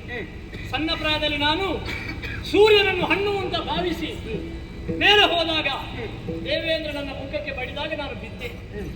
ಆಗ ನೀವು 3 ಮೂರ್ತಿಗಳು ಪ್ರತ್ಯಕ್ಷಗೊಂಡು 3 ವರವನ್ನು ಕೊಟ್ಟಿದ್ದೀರಿ. ಆದರೆ ಹನುಮಂತನ ಜೀವನ ಬೆಳಕಿಗೆ ಬಂದದ್ದು ಯಾವಾಗ? ಪಂಪಾ ಸರೋವರದಲ್ಲಿ ರಾಮದರ್ಶನವಾದಾಗ ಮೇಲೆ. ಆದ್ದರಿಂದಲೇ ದಾಸೋಹಂ ಕೋಸಲೇಂದ್ರಸ್ಯ ಎಂಬ ಹಾಗೆ ಒಪ್ಪಿಕೊಂಡಿದ್ದೇನೆ. ಈ ಹಸಿವಾದವನಿಗೆ ಅನ್ನವನ್ನು ಕೊಡಬೇಕೆ ಹೊರತು ಹೊಟ್ಟೆ ತುಂಬಿದವನಿಗೆ ಊಟ ಬೇಕಾ ಅನ್ನ ಬೇಕಾ ಅಂತ ಕೇಳಿದರೆ ಅವ ಬೇಕು ಅಂತ ಹೇಳ್ತಾನೆ. ಈಗ ನೀವು ಕೇಳಿದ್ದು ಹಾಗೆ. ರಾಮನ ಕರುಣಾರಸ ಅನ್ನುವಂತಹ ಒಂದು ಆಹಾರ ನನ್ನ ಹೊಟ್ಟೆಯನ್ನು ಈಗಾಗಲೇ ತುಂಬಿಸಿದೆ. ಹಸಿವೇ ಇಲ್ಲ. ಹಸಿವೇ ಇಲ್ಲದಂತಹ ನನ್ನ ಬಳಿಗೆ ಬಂದು ಊಟ ಬೇಕಾ ಅಂತ ನೀವು ವರದ ಹಾಗೆ ಕೇಳಿದರೆ ಶ್ರೀರಾಮನ ಕರುಣಾಮೃತ ರಾಮನ ಅನುಗ್ರಹ ನನ್ನ ಮೇಲಿರುವಾಗ ನಿನ್ನ ವರ ನಿನ್ನ ಅನುಗ್ರಹ ಯಾವುದು ಬೇಡ. ವರವ್ಯಾತಕೋ ಎನಗೆ ರಾಮನ ಕರುಣಾರಸದೊಳಗೆ ಇರುತ್ತೀರ ಎನ್ನೋಳು ನಿನ್ನ ಹಂಗಿಲ್ಲ ಬಂದ ಹಾಗೆ ಹೋಗಿ ವ್ಯತ್ಯಾಸ ಸರಿ ಗ್ರಹಿಸು. ಏನು ಈಗ ನೀನು ಕೇಳಿದ್ದ, ಈಗ ನೀನು ಕೇಳಿದ್ರೆ ನೀನು ಸಣ್ಣವಾಗ್ತದೆ. ಇದು ನಾನೇ ಮೆಚ್ಚಿಕೊಡುವಾಗ ಬೇಡ ಬೇಡ ಅದು ಕರುಣೆ ಸಾಕು ಅಂತ ಹೇಳ್ತಿದ್ದಲ್ಲ, ಈಗ ಅರ್ಥ ಉಂಟು? ಮೆಚ್ಚಿಕೊಡುವಾಗ ಬೇಡ ಅಂತ ಹೇಳುವ ತಪ್ಪಲ್ಲ. ಕೊಡುವುದೇ ಇಷ್ಟಕ್ಕೆ ಬಂದಿದ್ದೇನೆ, ಒಲಿದು ಕೊಡ್ತೀನಿ. ಅನುಗ್ರಹಿಸ್ತೇನೆ. ಒಲಿದರೆ ಬೇಡುವೆ. ಕೇಳಿದ್ರೆ ಕೊಡ್ತೀಯ? ನಮ್ಮವರೆಲ್ಲ ಸತ್ತು ಬಿದ್ದಿದ್ದಾರೆ. ಅವ್ರು ಹೇಳ್ಬೇಕು ಅಂತಾದ್ರೆ ಮೃತ ಸಂಜೀವನ ಬೇಕು. ದ್ರೋಣಾಚಲಕ್ಕೆ ನಾನು ಹೋಗಿ ಅದನ್ನು ತರಬೇಕು. ಅಲ್ಲಿಯವರೆಗೆ ಎಲ್ಲ ಹೆಣಗಳು ಬಿದ್ದಿದೆ. ಅದನ್ನು ನೋಡಿಕೊಳ್ಳಿಕ್ಕೆ ನೀವು ಬೇಗ ಮುಗಿಸಬೇಕು ಅಂತ ಹೇಳ್ತೀವಿ. ಪುನಃ ಅದಕ್ಕೆ ಉಪನೆ ಕೊಡ್ಲಿಕ್ಕೆ ಹೋಗ್ಬೇಕು. ಹೆಣಗಳು ಆಗುವುದೇ ಸತ್ತ ಮೇಲೆ. ನಾ ಎಂತ ಹೇಳಿದ್ವಿ? ಹೆಣಗಳು ಬಿದ್ದಿದೆ. ಬಿದ್ದ ಮೇಲೆ ಹೆಣ ಆದದ್ದು ಅಲ್ಲ, ಹೆಣವೇ ಬಿದ್ದದ್ದು ಅದು ಪ್ರಶ್ನೆ ಬೇಡ. ಅದರ ಬಗ್ಗೆ ಮಾತಾಡಬೇಕು ಅಂತಂದ್ರೆ ಸಮಯ ಸಾಕಾಗ್ಲಿಕ್ಕಿಲ್ಲ. ನೀವು ವರ ಕೊಡ್ತೀರ ಅಂತ ಹೇಳ್ತೀವಿ. ನೀವು ವರವೇ ಕೊಡುವುದು ಹೌದು ಅಂತಾದ್ರೆ ನಾನು ಬರುವಲ್ಲಿವರೆಗೆ ಹೆಣ ಕಾಯ್ಬೇಕು. ನಾನು ಸ್ಮಶಾನವಾಸಿ, ನನಗೆ ಸಂತೋಷದ ಕೆಲಸ. ಅದೇ ಅನುಭವ ಇರುವ ಕೆಲಸವೇ ತುಂಬ. ಹೌದಾ? ಹಾಗಿದ್ರೆ ಹೋಗಿ ಬರ್ತೇನೆ. ಜೈ ಶ್ರೀರಾಮ್.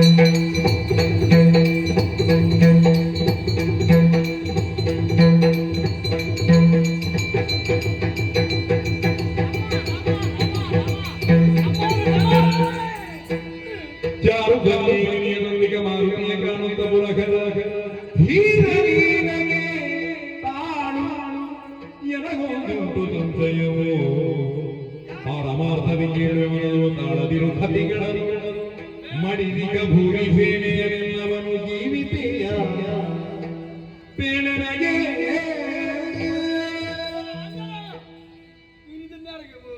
ರಾಮಸೇನೆ ಎಲ್ಲ ಎಣ್ಣಿ ಮತ್ತೆ ಈ ಸೇನೆ ಶಿವಸೇನೆ ಶಿವಸೇನೆ ಬಿದ್ದೇ ಇರಲಿ. ತಾಳ ಮೇಳ ಕೂಡಿ ಬರುವುದು 2 ಸೇನೆ ಇದ್ದಾಗ ಮಾತ್ರ. ಅಂದ್ರೆ ಈಗ ಎಂತದ್ದು ಹೇಳಿದ್ರೆ ಭೇದ ಇರಬಾರ್ದು. ರಾಮನ ಸೇನೆ ಶಿವನ ಸೇನೆ ಒಂದಾಗಿ ಇವರಲ್ಲಿ ಒಂದು ಒಮ್ಮತ ಇದೆ ಅಂತ ಲೋಕಮುಖಕ್ಕೆ ತಿಳಿಬೇಕು. ಎಲ್ಲರೂ ಹೇಳಿದೆ. ಈಗ ಶಿವಸೇನೆಯನ್ನು ಎಬ್ಬಿಸಬೇಕು ಅಂತ ಹೇಳುದು. ಎಬ್ಬಿಸುವುದಿಲ್ಲ. ಯಾಕೆ ಎಬ್ಬಿಸುವುದಿಲ್ಲ? ಶಿವಸೇನೆಯನ್ನು ಎಬ್ಬಿಸಿದ್ರೆ ರಾಮಸೇನೆ ಮೇಲೆ ಮುಗಿ ಬೀಳ್ತಾರೆ. ಹಾಗಾಗಿ ಶಿವಸೇನೆ ಮಲಗಿದಲ್ಲೇ ಇರಲಿ, ರಾಮಸೇನೆ ನಾನು ಒಪ್ಪಿಸಿದ್ದೇನೆ. ನೀವು ಹೇಳಿದ್ರೆ ನಾನು ಒಪ್ಪುದಿಲ್ಲ. ನನಗೆ ನನ್ನ ಸೈನ್ಯ ಎಷ್ಟು, ನಿನಗೆ ನಿನ್ನ ಸೈನ್ಯ ಎಷ್ಟು ಮುಖ್ಯವ, ನನಗೆ ನನ್ನ ಸೈನ್ಯವೂ ಅಷ್ಟು. ಹಾಗಿದ್ರೆ ನೀವು ದ್ರೋಣಾಚಾರ್ಯಕ್ಕೆ ಈಗ ನಾನು ನೀನು ಬರುವುದಕ್ಕೆ ಕಾಯಿಡು ಹೆಣ ಕಾಯಿ. ಹೌದು. ಅದಕ್ಕೆ ನೀನು ಮಾಡ್ಬೇಕಂತ ಅಸಂತು. ನೀವು ಕಾಯುವುದೇ ಆಗಿ ನಾವು ಹೊರಗೊಂಡದನ್ನು ನಮ್ಮ ಎಲ್ಲ ಮುಗಿದಾಗಿದೆ. ಆಗುದಿಲ್ಲ. ಈಗ ಎಬ್ಬಿಸು. ನೀವು ಹೇಳಿದ್ರೆ ನಾವು ಎಬ್ಬಿಸುವುದಿಲ್ಲ. ನಾನು ಹೇಳಿದ್ರು ನೀವು ಎಬ್ಬಿಸುವುದಿಲ್ಲ. ಹಾಗಾದ್ರೆ ನಿನಗೆ ಯಾರು ಹೇಳಿದ್ರು? ನನಗೆ ಹೇಳುವವರೇ ಒಬ್ಬರಿದ್ದಾರೆ. ಯಾರು? ರಾಮದೇವ್. ರಾಮದೇವ್. ಹೌದು. ಇಲ್ಲಿದ್ದಾರೆ. ಇಲ್ಲಿಲ್ಲ, ಬನ್ನಿ. ಅವರಲ್ಲಿದ್ದಾರೆ. ಇಲ್ಲಿಗೆ ಬನ್ನಿ. ಹಸಿಬತ್ತ ವೃತ್ತದಲ್ಲಿದ್ದಾರೆ. ಅವರನ್ನು ಬರಿಸಬೇಕಾ? ಅವರು ಬಂದು ಹೇಳಿದ್ರೆ ನೀವು ಕರೆದ್ರೆ ಬರುವುದಿಲ್ಲ. ಅವ್ರು ನಾನು ಕರೆದಾಗ ಹೌದು. ಅದಕ್ಕೆ ನಿನ್ನಲ್ಲಿ ಹೇಳಿ. ಹೌದಾ? ಕರಿತೇನೆ. ಶ್ರೀರಾಮ ಹೇ ರಾಮ.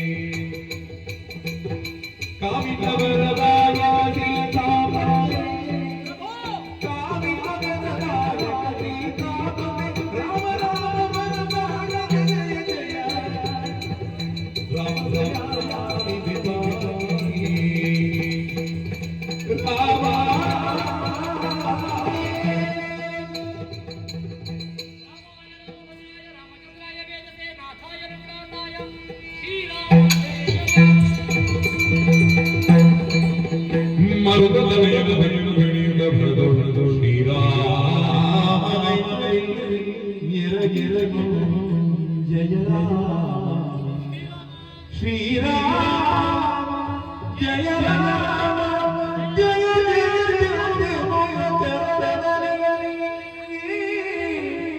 ರಾಮ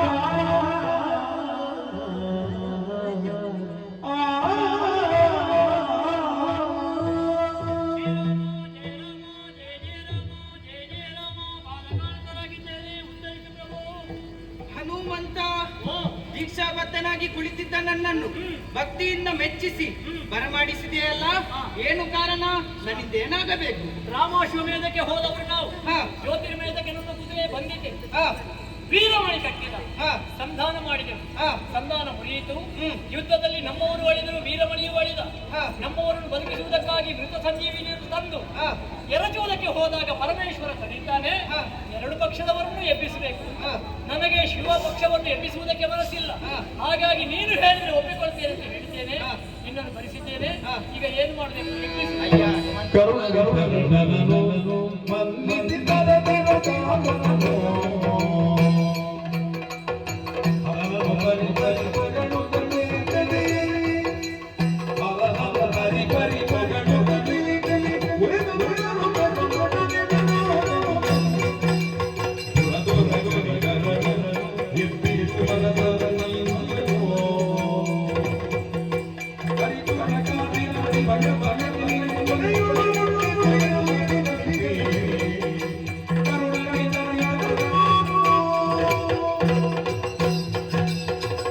ಹನುಮಂತ, ನಮ್ಮ ಪಕ್ಷ ಅವರ ಪಕ್ಷ ಎಂಬುದು ಭೇದ ಬೇಡ. ಇಬ್ಬರು ಉಭಯ ಪಕ್ಷಗಳನ್ನು ಜೀವಿಸು, ಹರಿಹರರಲ್ಲಿ ಭೇದವಿಲ್ಲ. ಅದಕ್ಕೆ ಹೇಳಿದ್ದು, ಇವರು ಬಂದು ಹೇಳಿದ್ರೆ ಕೇಳ್ತೇನೆ. ಈ ಶಿವ ಮತ್ತ ರಾಮ ಸೇರಿದ್ರೆ ಮಾತ್ರ ಲೋಕದಲ್ಲಿ ಒಳ್ಳೆಯ ಕೆಲಸ ಆಗುವುದು. ಆ ವಾತಾವರಣ ನಿರ್ಮಾಣ ಆಗಬೇಕಾದ್ರೆ ನಿಮ್ಮ ಒಂದು ಸಂಬಂಧ ಉಂಟಲ್ಲ, ಎಂತಹ ಸಂಬಂಧ! ತಂದೆ ಮಗನ ಸಂಬಂಧ. ಅವರು ತಂದೆ, ನಾನು ಮಗ. ಆ ಭಾವದಿಂದ ಅವರು ನಿನ್ನನ್ನು ಕಂಡಿದ್ದ. ಅದಕ್ಕೆ ಹೇಳಿದ್ದು, ಅವರು ಬಂದು ಹೇಳಿದ್ರೆ ನಾನು ಒಪ್ತೇನೆ. ಈಗ ಒಪ್ಪಿಲ್ಲ. ರಾಮದೇವರು ಒಪ್ಪಿದ್ರು. ಉಭಯ ಪಕ್ಷದವರನ್ನೇ ಎಬ್ಬಿಸ್ತೇನೆ.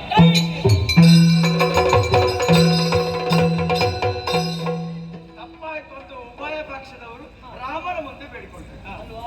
ಈಗ ಅವರಿಗೆ ಉಭಯ ಮನವರಿಕೆ ಆಗಿದೆ.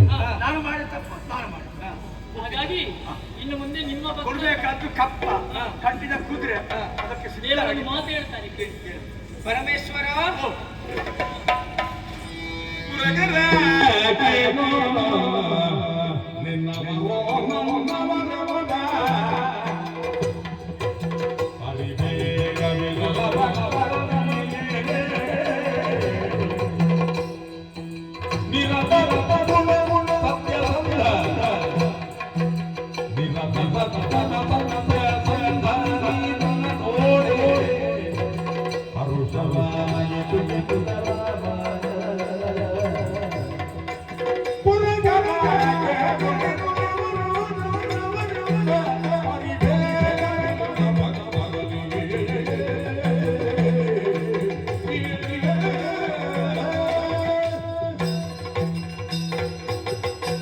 ಪರಮೇಶ್ವರ, ನಿನ್ನ ಪಕ್ಷ ನನ್ನ ಪಕ್ಷ ಎಂಬ ಭೇದ ಬೇಡ. ನಿಮ್ಮವರು ನಮ್ಮವರು, ನಮ್ಮವರು ನಿಮ್ಮವರು, ಹರಿಹರರಲ್ಲಿ ಭೇದವಿಲ್ಲವೆಂಬುದು ಈ ಮೊದಲೇ ನಿಶ್ಚಯವಾಗಿದೆ. ಹಾಗಾಗಿ ನೋಡಂತೆ ವೀರಮಣಿ ಕಪ್ಪಕಾಣಿಕೆಯನ್ನು ಕೊಟ್ಟು ಶರಣಾಗಿದ್ದಾನೆ. ರಾಮಾಶ್ವಮೇಧ ಮುಂದುವರಿಯಲಿ, ಎಲ್ಲರಿಗೂ ಶುಭವಾಗಲಿ. ಸ್ವಲ್ಪ ದಿನ ನಿಲ್ಬೇಕು. ನಿಲ್ಲುವ ಹಾಗಿಲ್ಲ. ಅಶ್ವಮೇಧ ಮುಂದೆ ಬರುತ್ತೆ. ಅಲ್ಲ, ನೀವಿಬ್ರು ಸೇರಿ ಅಲ್ಲ, ನಾನು ಸ್ವಲ್ಪ ದಿನ ಆಗಿದೆ. ಯಾಕಂದ್ರೆ ಯುದ್ಧ ಆಗಿದೆ, ಅವರೆಲ್ಲ ಬಹಳಷ್ಟು ಆಯಾಸಗೊಂಡಿದ್ದಾರೆ. ಸ್ವಲ್ಪ ವಿಶ್ರಾಂತಿ ವಿಶ್ರಾಂತಿ. ಅಲ್ವಾ? ನಮ್ಮ ಉಪಚಾರವನ್ನು ಸತ್ಕಾರದಲ್ಲಿ ಕೊಟ್ಟು ಆಮೇಲೆ ರಾಮಾಶ್ವಮೇಧದ ಹಿಂದೆ ಮತ್ತೆ ನಾನು ಅಲ್ಲಿಗೆ ಬರ್ತೇನೆ. ನಾಳೆ